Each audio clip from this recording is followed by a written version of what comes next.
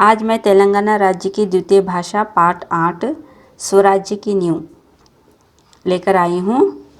तो इसके लेखक है विष्णु प्रभाकर। स्वराज्य यानी स्वशासन, नींव यानी आधार। ठीक है, तो इसके लेखक है विष्णु प्रभाकर। तो सबसे पहले हम लेखक परिचय के बारे में समझेंगे। ठीक है, तो विष्णु प्रभाकर का जन्म सन 1912 में हुआ। वे आदर्श प्रिय व्यक्ति थे। इन्हें प्रेमचंद का परंपरा का आदर्शोन्मुख यथार्थवादी लेखक कहा जाता है। आवारा मसीहा नामक रचना पर इन्हें सोवियत लैंड नेहरू पुरस्कार से सम्मानित किया गया है।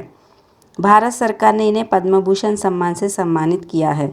इनका देहांत सन 2009 में हुआ। तो विष्णु प्रभाकर का जन्म 1912 में हुआ है। यह आदर्श को पसंद करने वाले व्यक्ति थे और इन्हें प्रेमचंद परंपरा का आदर्शोन्मुख यथार्थवादी लेखक भी कहा जाता है।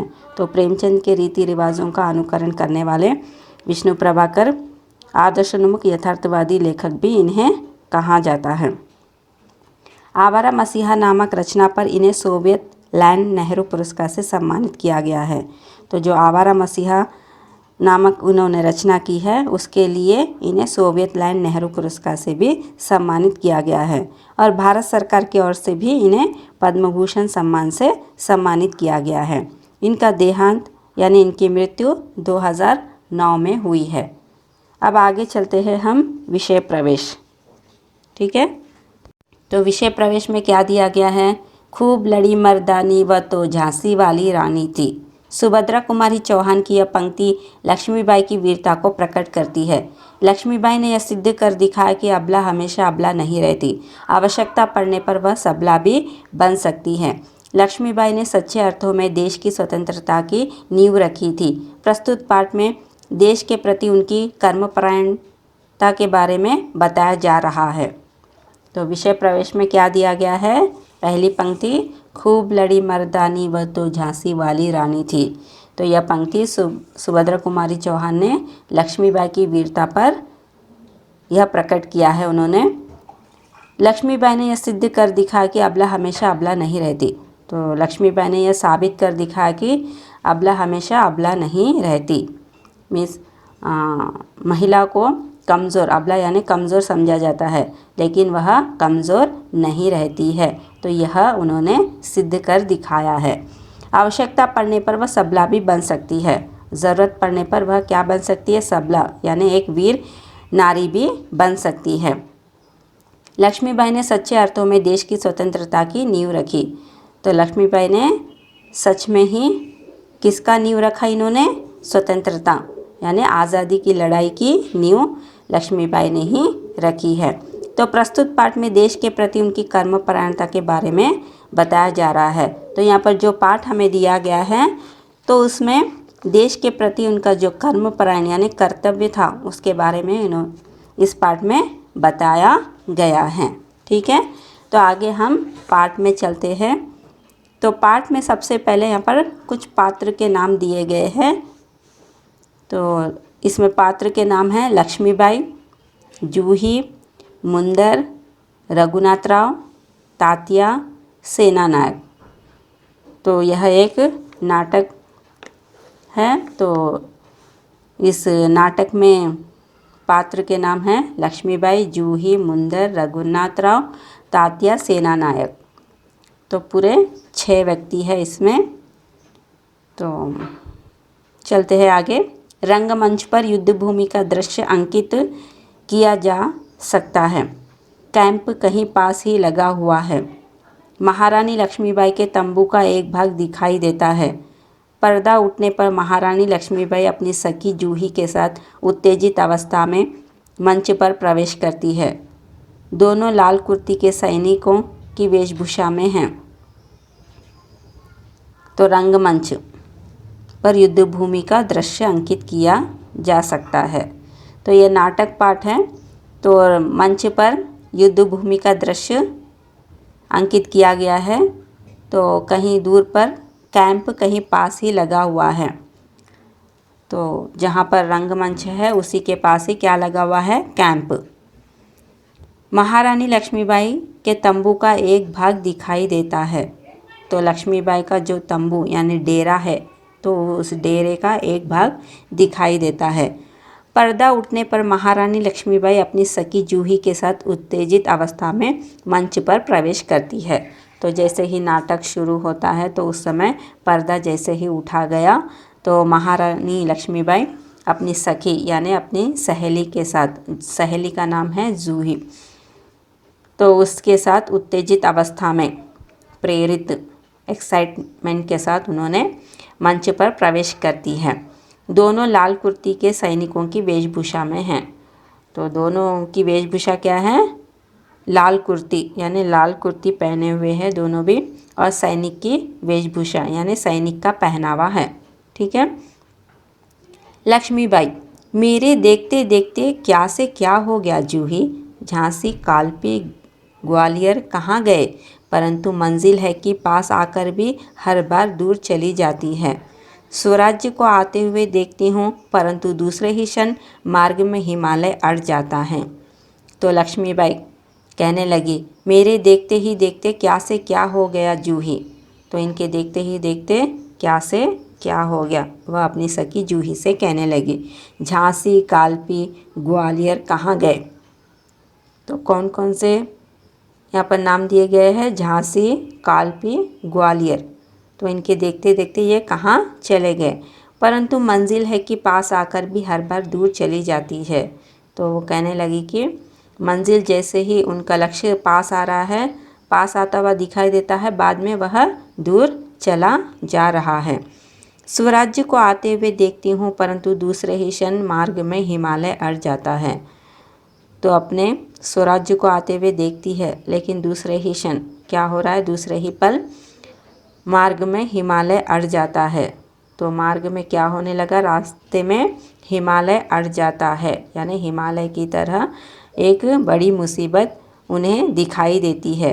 तो उसे पार करती हूँ तो महासागर की डरावनी लहरें तपेड़े मारने लगती है। तो जैसे उस हिमालय को वह पार करती है तो आगे उन्हें क्या दिखाई देता है? एक महासागर की डरावनी लहरें, यानी महासागर के उतना बड़ा भयानक लहरें तपेड़े मारने लगती है। तो भयानक जो लहरें हैं, तपेड़े हैं, यानी लहरों की जो हलचल है वह मारने लगती है। उनसे जूझती हूँ तो नाविक सो जाते हैं। देखो जूही, उधर क्षितिज पर देखो।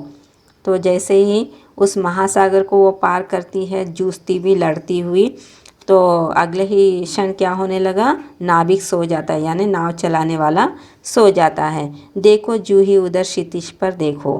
तो वह जूही से कहने लगी, उधर क्षितिज की ओर देखो। क्षितिज यानी भूमि आकांक्षा से मिला दिखना। तो जैसे हम यहाँ पर खड़े रहते हैं, भूमि और आकाश दूर देखने पर किस तरह से दिखाई देता है? भूमि और आकाश मिला हुआ है, ऐसा दिखाई देता है, तो उसे क्षितिज कहा जाता है। कैसी लपलपाती हुई लपेटें उठ रही है, सारा आकाश धूम घटाओं से छाया हुआ है। तो क्या कहने लगी कि कैसी लपलपाती हुई लपेटें, यानी ज्वाला के समान लपेटें, लपलपाती हुई ज्वालाएं उठ रही है और सारा आकाश भी धूम्र घटाओं में छाया हुआ है। तो आग की जो लपेटें चल रही थी तो वो क्या होने लगी? पूरा धूम्र यानी धुएं से भरा हुआ घटा वहाँ पर दिखाई देने लगा। प्रलय की भूमिका है। प्रलय यानी अगले ही क्षण क्या हो जाता है? सब तहस नहस हो जाता है। तो प्रलय की भूमिका है। लेकिन राव साहब है कि रक्तमंडल की छाया में ऐशो आराम में मशगूल हैं। तो इतना सब हो रहा है, लेकिन राव साहब क्या है? ऐशो आराम में मशगूल हैं। तो जो राव साहब है वो आराम से यानी मशगूल है। तो ऐशो आराम में मशगूल है, यानी अय्याशी, लग्जरी लाइफ में वह बिजी है, ऐसा। ठीक है। आवेश में आते आते सहसा मौन हो जाती है। तो यह राव साहब के ऊपर वो आवेश में आती है, आते आते अचानक से वह चुप हो जाती है। जूही कुछ कहने के लिए मुंह खोलती है कि महारानी फिर बोल उठती है। तो जूही कुछ कहना चाहती थी, लेकिन अगले ही क्षण महारानी बोलने लगी। जूही मैंने प्रतिज्ञा की थी कि मैं अपनी झांसी नहीं दूंगी। तो जूही से कहने लगी कि उसने यानी लक्ष्मीबाई ने प्रतिज्ञा की है कि वह अपनी झांसी किसी को नहीं देगी। लेकिन झांसी हाथ से निकल गई जूही। तो झांसी को वह देना नहीं चाहती थी लक्ष्मीबाई, लेकिन झांसी को हाथ से निकलता हुआ वह देख रही है सहसा तीव्र होकर। नहीं नहीं, झांसी हाथ से नहीं निकली। तो अचानक से एक तीव्रता होकर वो क्या कहने लगी कि नहीं नहीं, झांसी हाथ से नहीं निकली। मैं अपनी झांसी नहीं दूंगी। मैं अकेली हूँ, लेकिन उससे क्या, मैं अकेली ही झांसी लेकर रहूँगी। तो लक्ष्मीबाई कहने लगी कि मैं तो अकेली हूँ, अकेली रहने से क्या होता है, मैं अकेली रहकर भी झांसी लेकर ही रहूँगी। तो आगे जूही, कौन कहता है आप अकेली है महारानी, आप तो गीता पढ़ती है, फिर यह निराशा कैसी। तो उसकी सखी जूही कहने लगी कि कौन कहता है कि आप अकेली है, आप तो गीता पाठ करती हैं, तो इसमें गीता का पाठ पढ़ने पर भी आपको इतना निराशा यानी नाउम्मीद कैसी हो सकती है। जूही कहने लगी। आगे लक्ष्मीबाई, मैं निराश नहीं हूँ, मैं जानती हूँ कि मैं झांसी लेकर रहूँगी। तो लक्ष्मीबाई जूही से कहने लगी कि मैं तो निराश नहीं हूँ, लेकिन मैं जानती हूँ कि मैं झांसी लेकर रहूँगी। लेकिन क्या तुम नहीं जानती कि उस दिन बाबा गंगादास ने मुझसे क्या कहा था। तो मैं तो झांसी लेकर ही रहूँगी, लेकिन उस दिन तुमने देखा था कि बाबा गंगादास ने मुझसे क्या कहा था, जब तक हमारे समाज में छुआछूत और ऊंच नीच का भेद नहीं मिट जाता।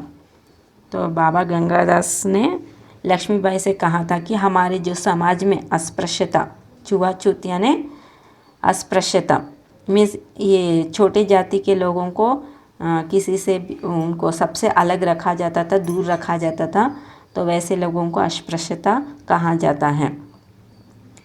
तो कुएं का पानी भी उन्हें छिया नहीं जाता था, हाथ लगाने नहीं दिया जाता था।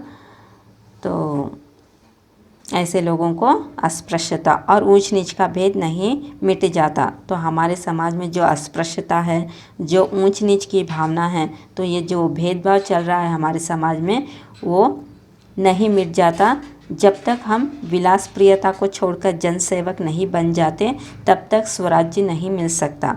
वह मिल सकता है केवल सेवा, तपस्या और बलिदान से। तो बाबा गंगादास ने कहा था कि हमारे समाज से अस्पृश्यता, ऊंच नीच, ये भेदभाव जब तक नहीं मिट जाता है, और जो आराम से विलास प्रियता को छोड़कर मीन्स आराम से रहने वाले, जो आराम रहना पसंद करते हैं, तो ऐसे इसे छोड़कर जनसेवक नहीं बन जाते, मीन्स जनता की सेवा में जब तक नहीं लग जाते, तो तब तक स्वराज्य नहीं मिल सकता। तो तब तक हमें स्वराज्य प्राप्त नहीं हो सकता। वह मिल सकता है तो केवल सेवा, तपस्या और बलिदान से। अगर स्वराज्य को प्राप्त करना चाहते हैं तो कैसे प्राप्त कर सकते हैं, सेवा के द्वारा, तपस्या के द्वारा और बलिदान यानी त्याग से ही वह हमें प्राप्त हो सकता है। जूही, लेकिन महारानी, उन्होंने यह भी तो कहा था कि स्वराज्य प्राप्ति से बढ़कर है स्वराज्य की स्थापना के लिए भूमि तैयार करना, स्वराज्य की नींव का पत्थर बनना। सफलता और असफलता दैव के हाथ में है, लेकिन नींव के पत्थर बनने से हमें कौन रोक सकता है, वह हमारा अधिकार है। तो जूही कहने लगी लक्ष्मीबाई से, लेकिन महारानी, उन्होंने यह भी तो कहा था कि स्वराज्य प्राप्ति से बढ़कर स्वराज्य की स्थापना के लिए भूमि तैयार करना है। तो स्वराज्य प्राप्ति से बढ़कर और क्या बात थी, स्वराज्य की स्थापना के लिए भूमि तैयार करना, यानी स्वराज्य का निर्माण करने के लिए एक भूमि को तैयार करना होगा। स्वराज्य की नींव का पत्थर बनना, तो स्वराज्य की नींव का क्या बनना है, पत्थर। नींव यानी मूल, आधार, ठीक है। तो इसके पत्थर बनना, सफलता और असफलता देव के हाथ में है। तो ये तो कोशिश हम कर ही सकते हैं, तो आगे तो सफलता मिलना या ना मिलना तो वो तो भगवान के हाथ में है, लेकिन नींव के पत्थर बनने से हमें कौन रोक सकता है। तो नींव के पत्थर बनने से तो हमें कौन रोक सकता है, मुझे प्रश्न करने लगी। वह तो हमारा अधिकार है। तो यह तो हमारा अधिकार है कि हम नींव के पत्थर तो बन ही सकते हैं। लक्ष्मीबाई मुस्कुराकर, शाबाश मेरी कर्नल, तुम लोगों से मुझे यही आशा है। तो यह बात सुनकर लक्ष्मीबाई बहुत खुश हो जाती है और मुस्कुराकर कहने लगी, शाबाश मेरी कर्नल, तुम लोगों से मुझे यही आशा है, तो मैं आप लोगों से यही आशा रखती हूँ। जिस स्वराज्य की नींव तुम जैसी नारियां बनने जा रही है वह निश्चय ही महान होगा। मुझे इस बात की चिंता नहीं है कि वह मेरे जीवन काल में आता है या नहीं आता, लेकिन मुझे इस बात का दुख अवश्य है कि हमारे पास तात्या जैसे सेनापति है, फिर भी हमारी सेना में अनुशासन नहीं है। हमारे पास ग्वालियर का किला है, फिर भी हम कुछ नहीं कर पा रहे हैं। क्यों? जानती हो क्यों? तो लक्ष्मीबाई कहने लगी कि स्वराज्य की नींव तुम जैसी नारियां बनने जा रही है, तो स्वराज्य की मूल तुम जैसी स्त्रियां बनने जा रही हो, तो यह निश्चय ही महान होगा। तो यह निश्चय ही क्या होगा? बहुत ही महान होगा। मुझे इस बात की चिंता नहीं है, तो इस बात की मुझे कोई फ़िक्र नहीं है वह मेरे जीवन काल में आता है या नहीं, तो मेरे जब तक मेरा जीवन रहेगा तब तक आता है या नहीं। लेकिन मुझे इस बात का दुख है कि हमारे पास तात्या जैसे सेनापति है। तो लेकिन लक्ष्मीबाई को किस बात का दुख है? कि इनके पास तात्या जैसे सेनापति है। तो तात्या जैसे सेनापति होने पर भी सेना में क्या नहीं है? अनुशासन नहीं है। अनुशासन यानी डिसिप्लिन। तो हमारे पास तो ग्वालियर का किला है, फिर भी हम कुछ नहीं कर पा रहे हैं। तो लक्ष्मीबाई के पास ग्वालियर का किला है, फिर भी कुछ नहीं कर पा रहे हैं। क्यों? जानती हो क्यों? प्रश्न किया यहाँ पर। तो जूही, जानती हूँ महारानी, हम विलासिता में डूब गए हैं। तो जूही कहने लगी, हाँ जानती हूँ, क्योंकि हम विलासिता में डूब गए हैं, यानी हम आराम का जीवन बिताने में डूब गए हैं। तभी मुस्कुराती हुई मुंदर वहाँ प्रवेश करती है। तो आगे कौन प्रवेश किया यहाँ पर? मुंदर। मुंदर, कौन कहता है हम विलासिता में डूब गए हैं? विलासिता में डूबे हैं राव साहब, बांदा के नवाब सेनापति तात्या।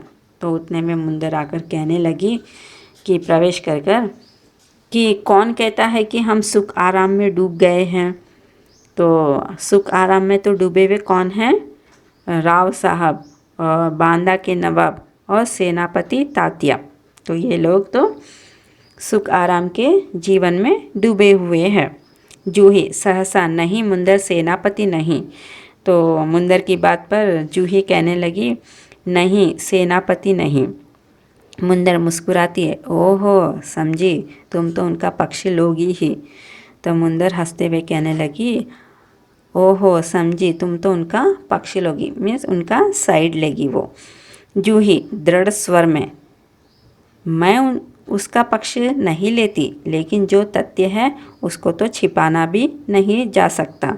तो जूही कहने लगी दृढ़ स्वर यानी मजबूत आवाज़ में कहने लगी, मैं तो उनका पक्ष यानी उनका साइड तो नहीं लेती, लेकिन जो तथ्य है यानी जो सत्य है तो उसको तो छिपाना नहीं चाहिए ना, नहीं जा सकता।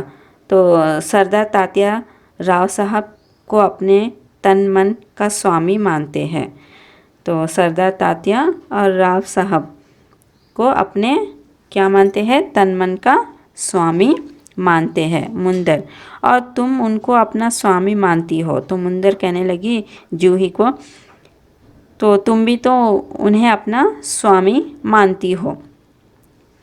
जूही, हाँ मैं उनको अपना स्वामी मानती हूँ और मानती रहूँगी, लेकिन उनसे भी अधिक मैं महारानी को अपना स्वामी मानती हूँ, और महारानी से भी बढ़कर मैं अपने देश को अपना स्वामी मानती हूँ। तो जूही मुंदर की बात पर जवाब देते हुए कहने लगी, हाँ मैं उनको अपना स्वामी मानती हूँ। तो तात्या को तो वह अपना स्वामी मानती है और मानती रहेगी, लेकिन सबसे ज़्यादा वह स्वामी किसको मानती है? अधिक महारानी को मानती है। और महारानी से भी अधिक किनको मानती है? वह देश को अपना स्वामी मानती है। देश के लिए मैं सरदार को भी ठुकरा सकती हूँ, ठुकरा चुकी हूँ। तो देश के लिए वह जूही क्या कर सकती है? सरदार को भी ठुकरा सकती है, यानी ठोकर मार सकती है, और वह ठुकरा चुकी है।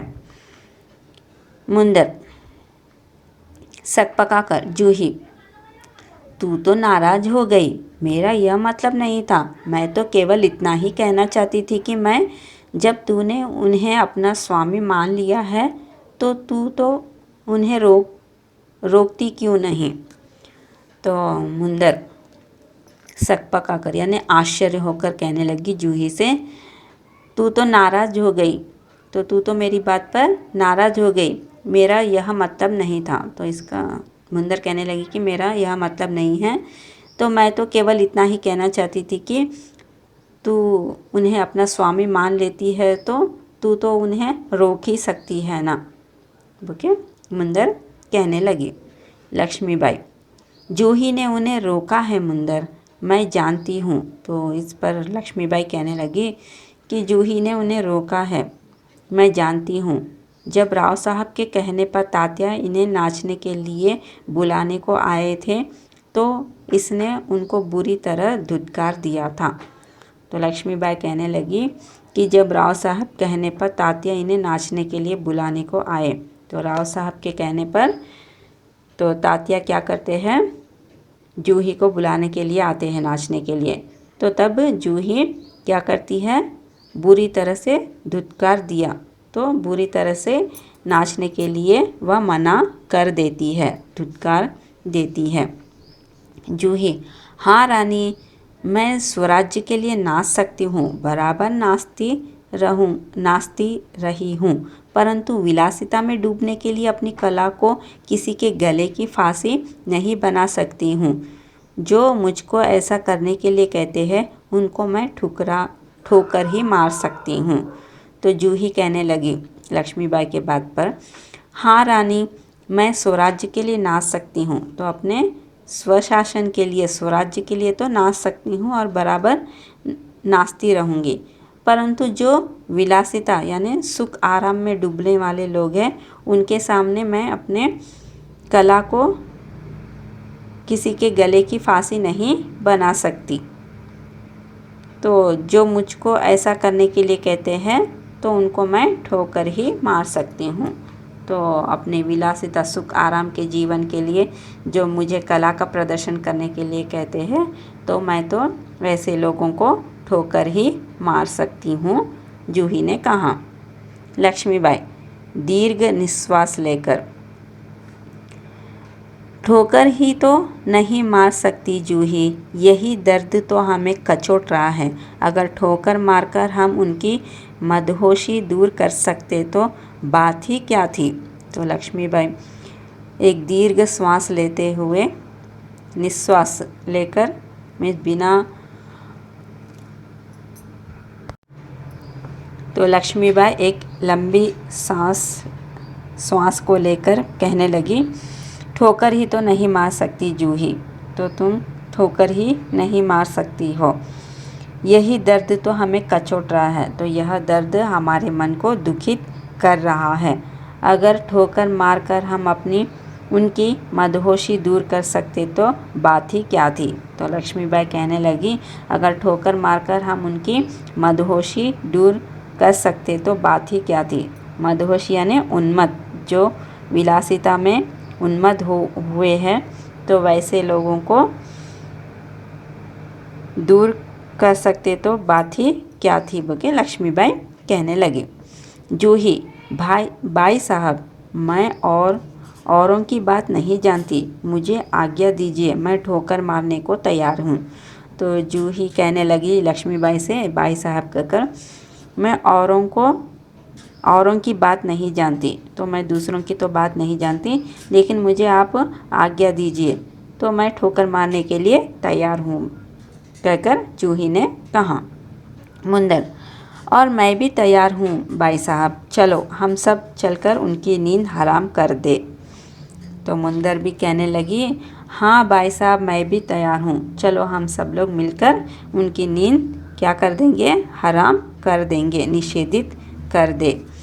लक्ष्मीबाई, नहीं मुंदर नहीं, हम उनकी नींद आराम नहीं कर सकते, अब तो दुश्मन की ठोकरें ही उनको उस नींद से जगा सकती है।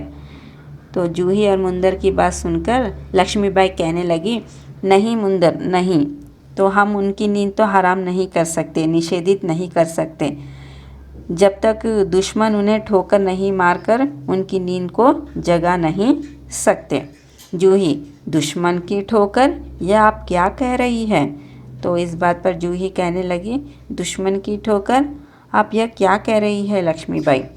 लक्ष्मीबाई, हाँ जूही, दोस्त की ठोकर अविश्वास की खाई की और भी चौड़ा कर देती है। तो लक्ष्मीबाई जूही से कहने लगी, हाँ दोस्त की ठोकर तो अविश्वास की खाई को भी चौड़ा कर देती है। तो ये आपस में दोस्त की तरह रहा करते थे। तो दोस्त जितना भी ठोकर मारे तो उस बात पर इन्हें तो विश्वास ही नहीं होती। खाई यानी कदर। तो और भी क्या हो जाता है? चौड़ा हो जाता है। क्या तुम नहीं जानती हम एक दूसरे को किस दृष्टि से देखते हैं?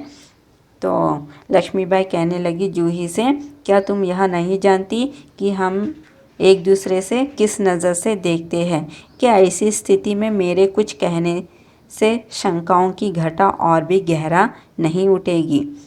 तो क्या ऐसी स्थिति में मेरे कुछ कहने से, तो स्थिति ऐसी हो गई है कि जब तक दुश्मन ठोकर न मारे, तो ऐसे स्थिति में भी कुछ कहने से शंकाओं की घटा और भी क्या हो जाएगी? शंका यानी संदेह, संदेह की घटा और भी गहरा नहीं उठेगी। तो और भी जो संदेह है वो और भी क्या हो जाएगी? गहरा रूप ले लेगी। इस तरह से लक्ष्मीबाई ने कहा। तो यहाँ तक आपको यह पाठ समझ में आया होगा। तो आगे का पाठ मैं अगले भाग में समझाऊंगी। धन्यवाद।